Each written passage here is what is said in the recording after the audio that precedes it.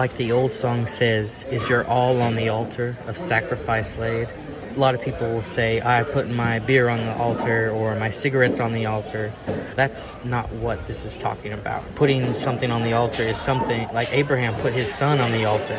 He was willing to give God his son. And we talk about sacrificing the sin and things that we love and enjoy, but that's not what God meant when he said, you go to sacrifice something onto it. It's something that was good, meant for you to have, something like you were raising sheep or raising livestock and you sacrificed it. It was a sacrifice. Instead of you using that meat to either sell it or feed your own family, you sacrificed it to God. And this is talking about consecrating yourself to God, because not everyone does this. Like, what are you living for? Are you living for yourself, or are you living for a dream, or are you living for God, or is it your kids, your wife? Is there anything in your life that's more important than God and that relationship with Him? Is God getting what He paid for out of your life? God gave us His Son. He died on the cross, and we think it's a sacrifice to go to church every Sunday. It's not. That's the minimum of required.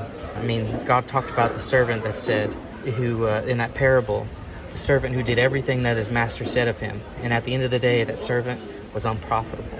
He said all he did was what he was told to do. God wants us to take the initiative and do more than what's required.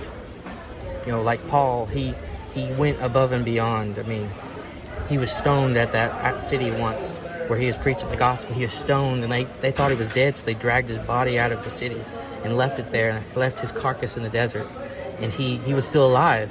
And so he got back up, walked back in the city, healed up a little bit, and then, the next day or two, he left. And, he did what he was required to do, and he went above and beyond. For whom the world was not worthy, as it talks about in Hebrews. Are you in what kind of life are you living for God? So this is just a very this is kind of a wake-up call for some Christians. So it's a really good message.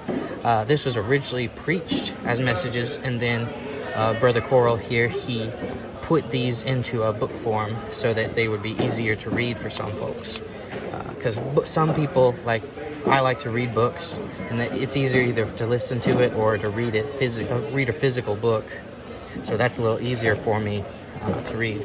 So this is a very good book, and I hope you like it. If you've ever read this before or know Brother Corle, let me know in the comments, and tell me about this book, what your experience was. This is a very good book. I hope you check it out, and you can always find out more about us on our website or in the description. But this is a very good book, and check it out. Let me know your thoughts. And please don't forget to like and subscribe, because that helps us. That helps us out. Really, it does. It shows that it tells us that we're doing what God wants us to do, and that we're actually having an effect on people. And it also tells YouTube that this is a good video and people like this stuff. So it lets us YouTube know to recommend it to more people. So by doing that, that helps get the word out.